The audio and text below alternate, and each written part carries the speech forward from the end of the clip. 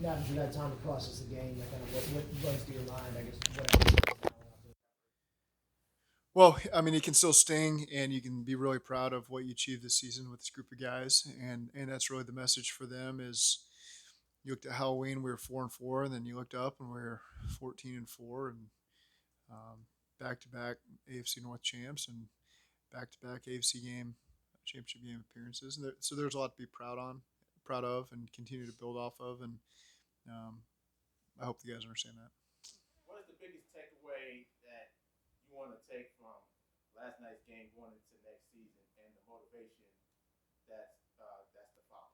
Well, I think when you're Um, again, the things that are worth doing, it really stings when it doesn't work out in your favor, and there's great joy when they do work out. And we want to be in a position to feel both those emotions based on the outcome of the game. And we've put ourselves in a position to do that over the last 2 years.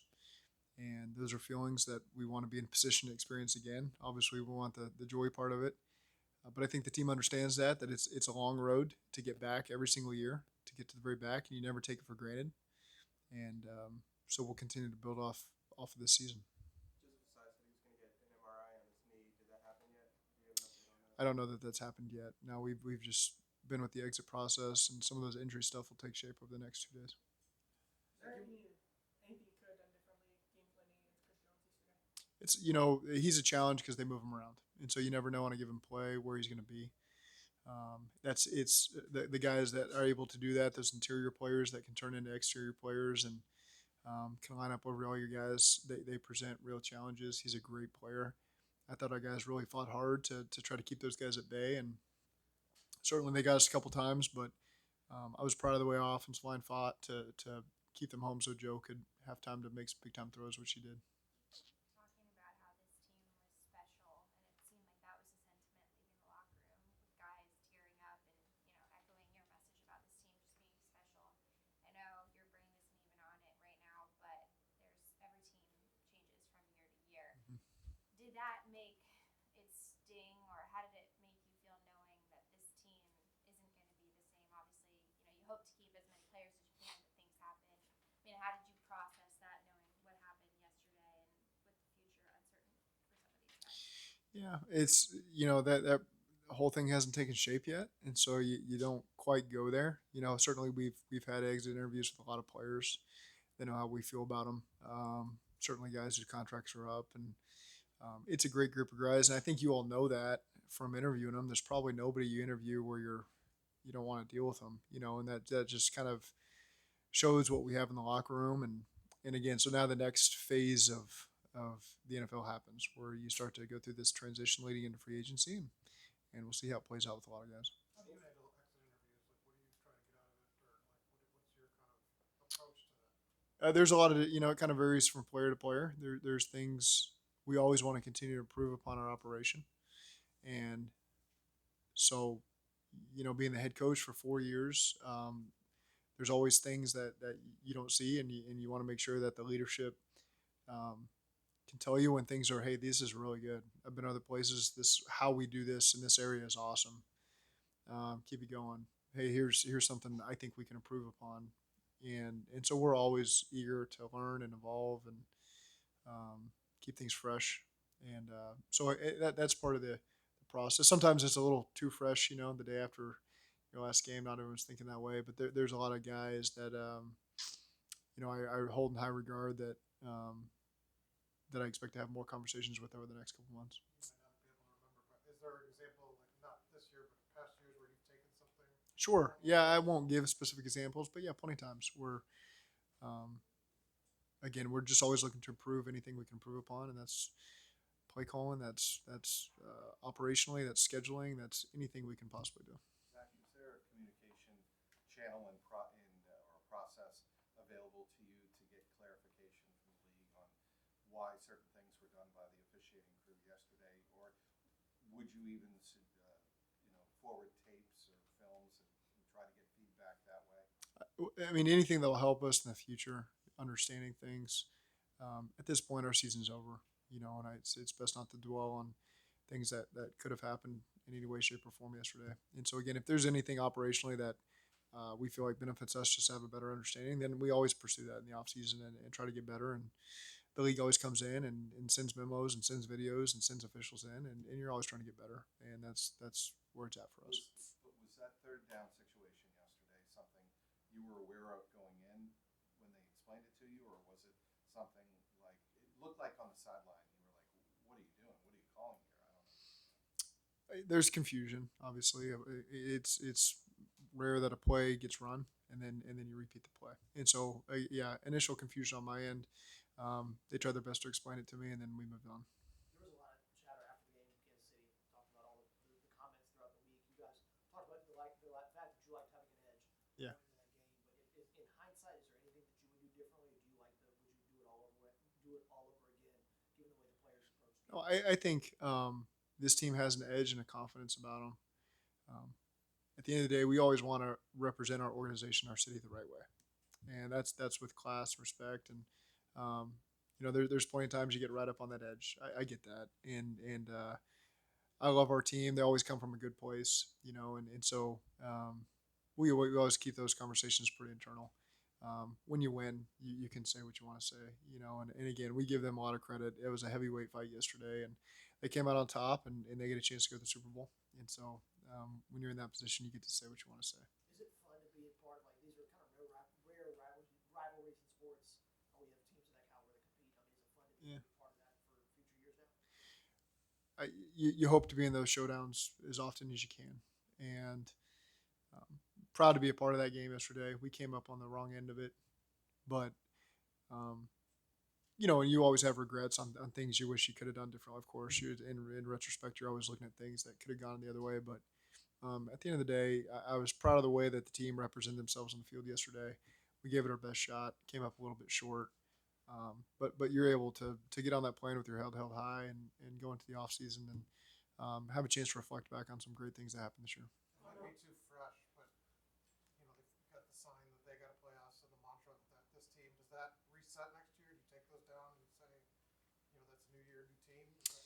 Every year's different. Some things carry on forever. Some things you update as you go. No determinations have been made on next year's slogan. We'll have plenty of time to think about that. I don't know if you saw the video of, BJ putting his arm around Osai in the locker room yesterday. What does that support mean, and what does that say about the locker room you guys have worked so hard to make like that? Yeah, it's something we've always known, and especially when your season comes to an end and everyone's always thinking about, man, if I just would have done this differently. And the things that get highlighted usually are what happens at the end of the game, but there's certainly at least one thing every coach and every player wishes we would have done differently in that game, to a man. And so that was awesome to see those guys support each other in a really tough moment. And Joseph's a guy who leaves his heart and soul on the field every single day, whether it's in practice or in games, and so I appreciate that about him. Zach, going back to training camp, I guess we'll start with the appendectomy for Joe Burrow. Then you start 0-2, and then you lose Jamar Chase for 4 games, and then you guys really catch your stride, and then you lose 3 of your starting offensive linemen. It just seems like you guys, and I know it's like that for every NFL team, constant adversity. But what did you learn about this team and yourself navigating this type of season? Well, I think that's why your depth is so important. Everybody on your practice squad and your roster, and again, that's why Duke and that whole department do a great job of making sure we're ready for moments like this, because you never know where it's going to hit you. Everybody deals with the injuries, and that's just part of a long season. What's that? I'm sorry. Yeah, hold on one second. And then the other part is just our division. You look at all 4 teams; they all split with each other, everyone, and that just shows you how tough this division is, and it gets you ready for the runs we needed to go on there, because you got to find all sorts of ways to win in this division, and everyone came out 500. Everybody split with the other team. We take pride in playing this division. You got to come out a little bit better in order to gain some of the home field advantages, coming out of that. But again, we take a lot of pride in it, and it gets you ready for the playoffs and these tough moments that you got to deal with when you got to play the 3 teams that we play every week, every season. Sorry, go ahead. Sorry, Coach. You're good. What type of message you want to send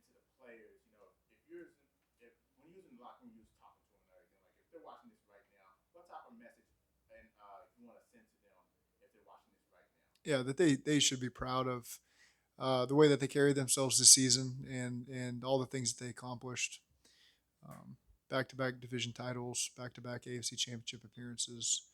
Um, went from 4-4 to 14-4, and had each other's back every step of the way and support each other. I think there's significant things to take away from this year. There's And gonna be a lot of and the theme. Sorry about that, guys. One last thing. What is the theme for next season that you, if you was to put a title on it, like you was like making a movie, like a title for a movie, like what's the theme what's the title or theme for next season? That's something we'll spend a lot of time thinking about this offseason of how to get this team back up and ready to attack next year.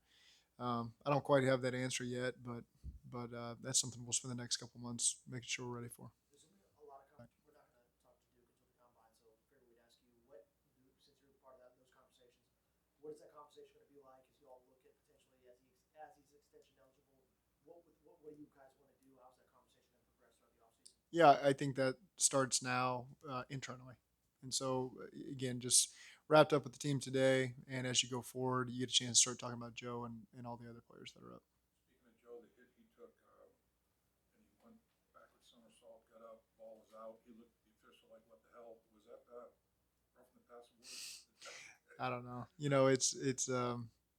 Those are things that, again, we'll just continue to get ready for next year. Zach, back to the depth. How much does that help you maybe navigate with decisions you make in free agency of guys that you just can't bring back financially, etc.?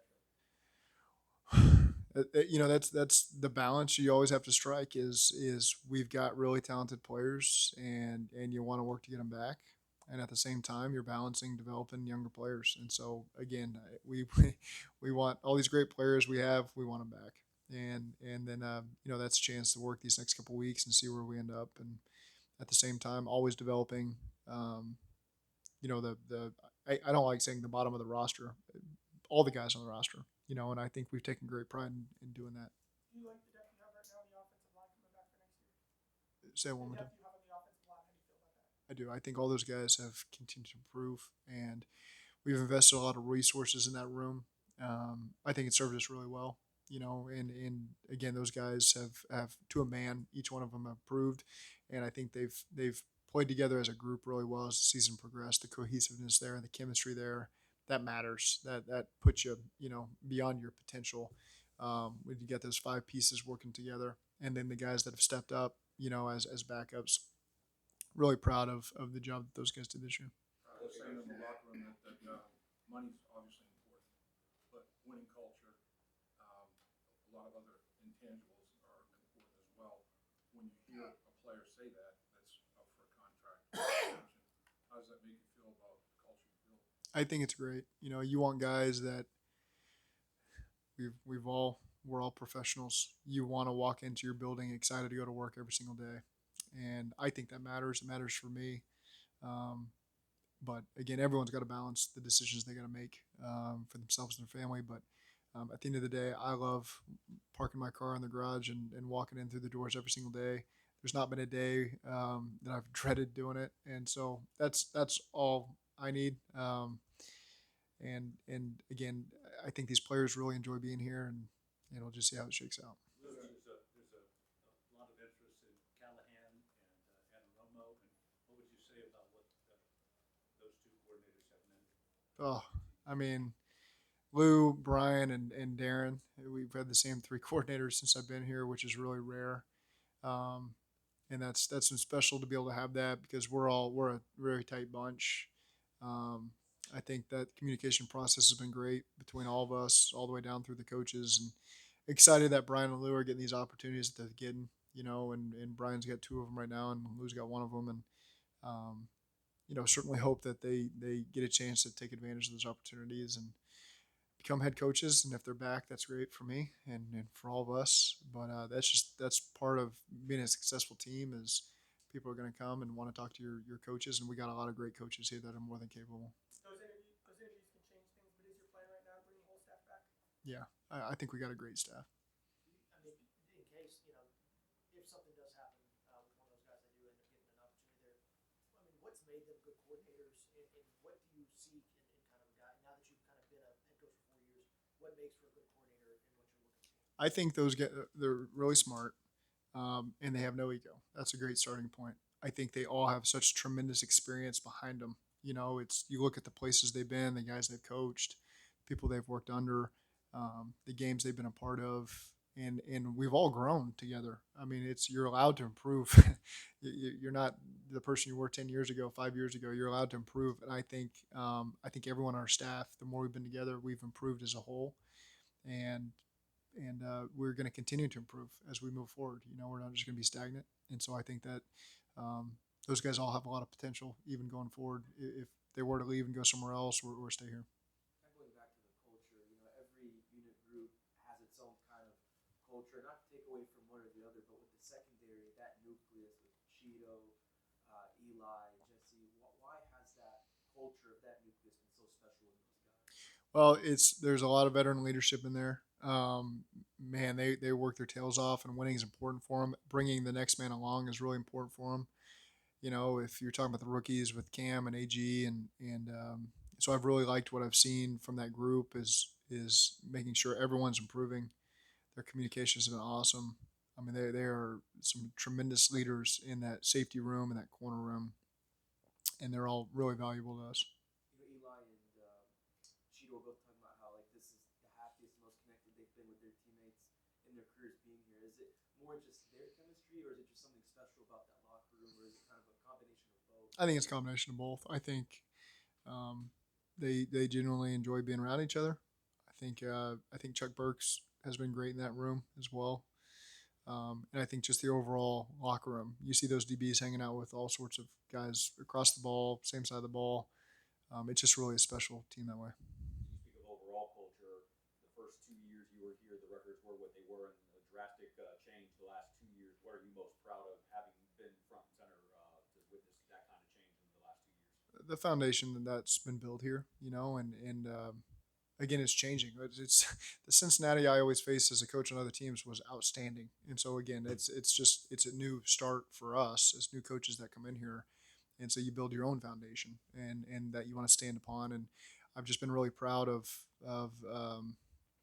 sticking together through tough times. You know, whether that's the coaching staff, front office, players that have been here throughout the whole deal, adding new players. I think you were just really proud of the way that everyone's had each other's back and stood firm and allowed us to continue to grow as a team. Is that true? Was that like tomorrow? Did Burrow's wrist check out okay? I don't know that yet. I talked to him this morning. He was in. We had a good conversation, so I didn't stare at his wrist. But I'll find out more of the injury stuff a little bit later today. It's awesome. Later on this week, I'm sure. Sure. I don't know if you were asked about it, but it was reported a few days ago that Dan Pitcher had kind of turned down interest from other teams as a coordinator to stay here. What does that mean to retain him under those circumstances? He's a great coach, and there's still opportunities out there that he's got a chance to talk through, but we value him here. He's done a great job. He's had various roles coming up through the years.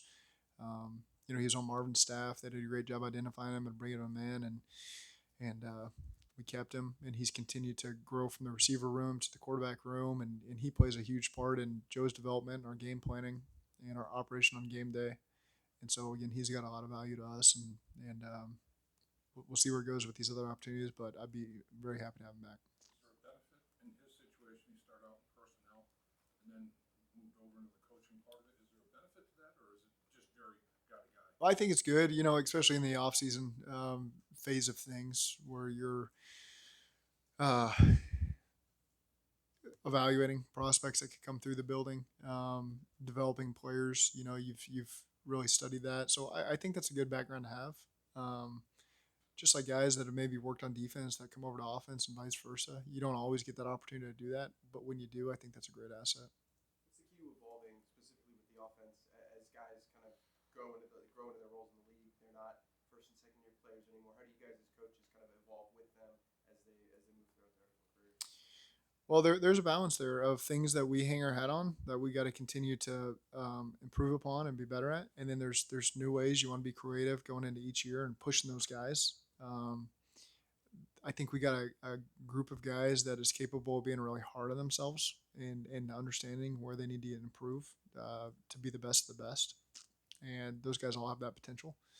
And so I think that's what's special about that group is they want to be challenged and they want to continue to improve in every way. How do you think the rookies progressed after the first of the year? I think it's a really good class. That's really helped us. And I won't go one by one today, but I think that as it's, the names are all coming in my head. You know, a lot of those guys played significant roles for us. A lot of them are gonna play significant roles for us.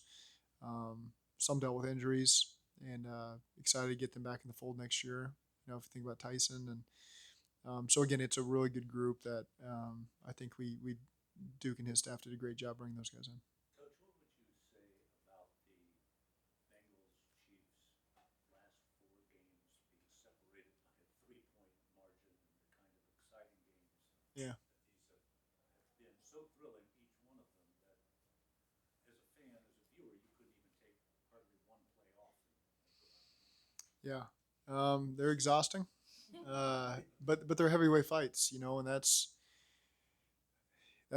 what is fun about this league. That's what you want to be a part of. You want to put it all out there to where you're going to feel tremendous joy or tremendous agony when you walk off the field, and